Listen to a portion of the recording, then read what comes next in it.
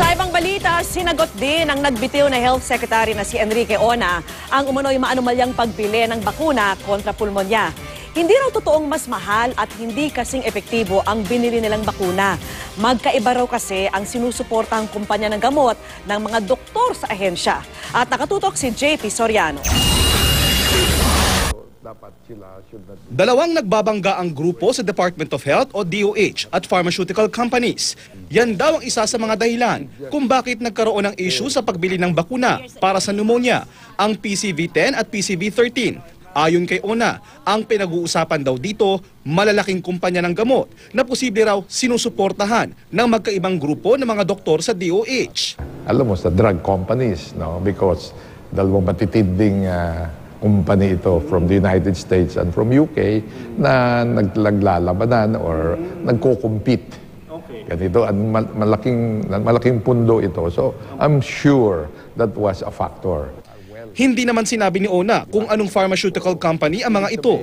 Sa affidavit na isinumite ni Ona sa National Bureau of Investigation o NBI, sinabi niya magkaiba ang posisyon ng Project Management Officer noon na si Health ASEC Eric Tayag at Health Policy Finance and Research Development Cluster na pinangunahan ni Undersecretary Madeline Valera. Pabor daw si Tayag sa pagbili ng PCV10 samantalang PCV30 naman si Valera. Pero ang aligasyon, ang PCV10 na binili ng gobyerno di raw cost-effective at taliwas sa rekomendasyon ng World Health Organization. Nasa mahigit 800 million pesos ang ginastos ng gobyerno para sa pagbili ng PCV10. Hindi tama yung informasyon na ang mahal, ang mas expensive ang ating binili, baliktad, kundi yung mas mura. Second, just as effective.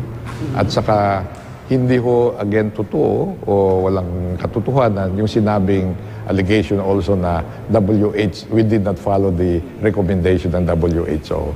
I am very confident na yung ang lumalabas na talaga namang wala tayong, at least on my part, na wala tayong anomalya. At saka it was based on a very prudent and well thought of decision. Ang alam daw ni Ona, isa sa mga grupong ito umakyat sa Pangulo para raw magsumbong. Dahil dito, nagkaroon ng investigasyon. Nag-leave si Ona hanggang mag-file siya ng resignation na tinanggap ng Pangulo. Kamusta po kayo ni Presidente ni Pinoy?